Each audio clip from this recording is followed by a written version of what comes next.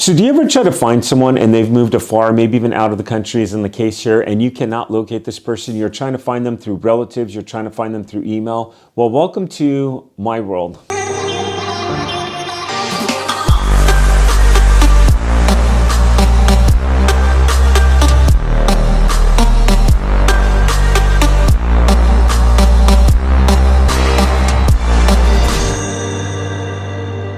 So I had a client that I was trying to locate, and I had first of all used a reverse search directory and tried cold calling. It did not work.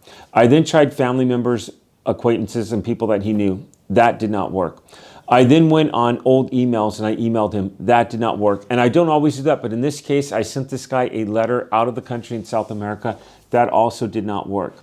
Then what I did is, he had a very common name. It was Jorge Garcia. What I did is I went onto social media and I did instant messages, and trying to find a Jorge Garcia in the town that I went into, there was like 50,000 of them.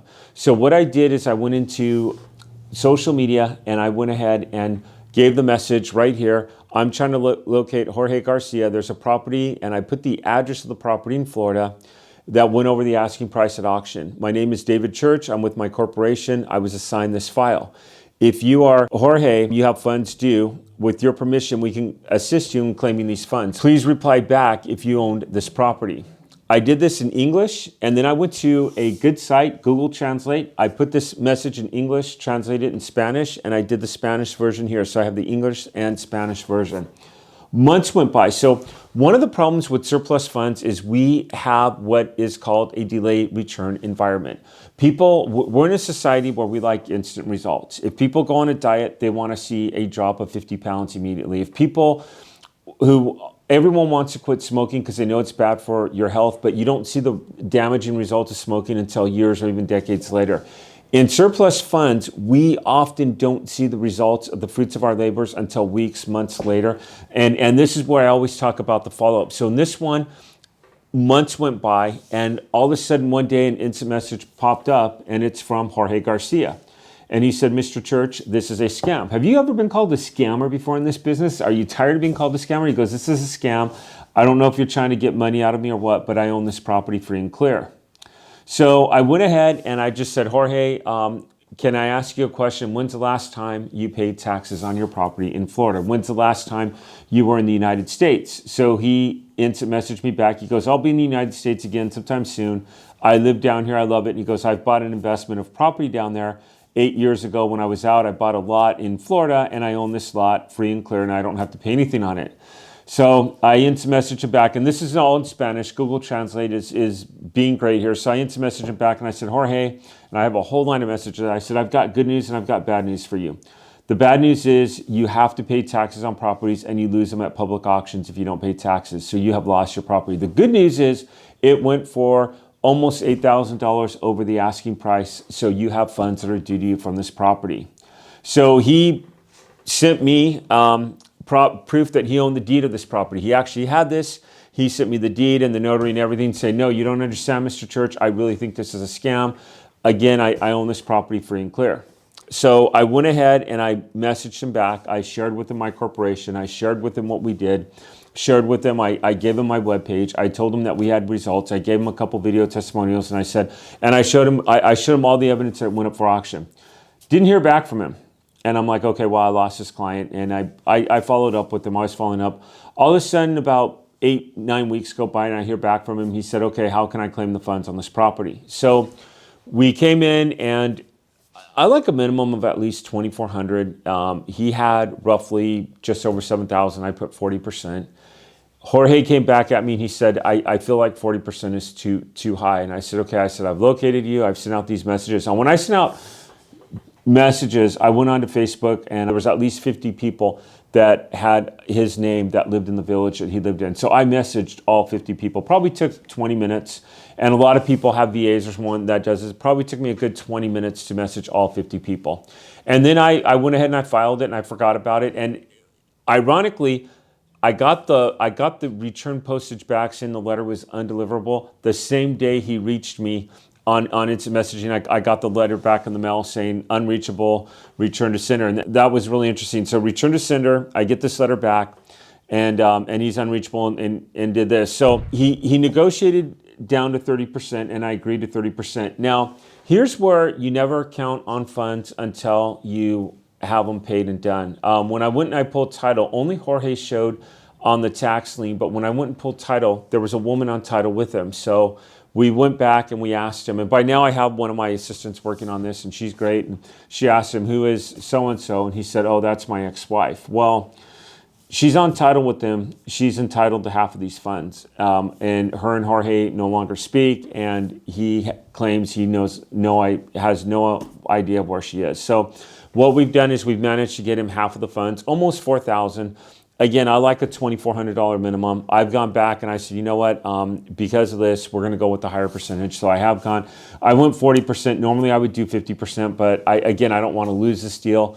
I want to keep it. So I've done 40%. So where are we at in the process right now? He has officially signed this with the notary, and I've talked about this case quite a bit, and it's been a case that's been in development for about 3 to 4 months. So he has signed with the notary. All the forms are back on their way to us. We have pulled title and all the information for the property. We will, in this county in Florida and all counties in Florida, have a form that you have to fill out as the owner.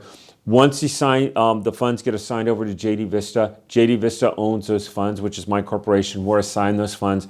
JD Vista will be the owner. I'll fill out the county form. I will have that notarized because I'm president of that corporation.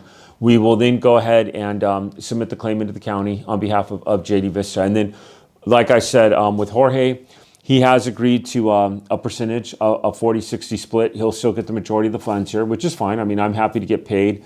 And my question is like, a lot of people don't see the instant gratification. Like you want that $2,000 tomorrow, and I do too. But once I get this submitted to the county, because this claim is over 4 months old, with COVID-19, it is taking a while. I should be paid somewhere between 8 to 10 weeks. I'll take $2,000 all day long. I mean, how much work have I put into this?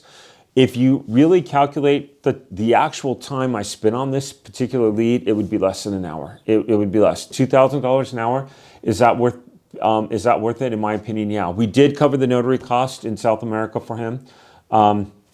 We will take that off the split. So what we do is for the $4,000, we will subtract that, and whatever it wasn't that much. In fact, we may even pick it up in this case. It wasn't that much for the notary, but generally we take that cost off, and then we do the split from there. We show the receipts, and that's in our contingency agreement.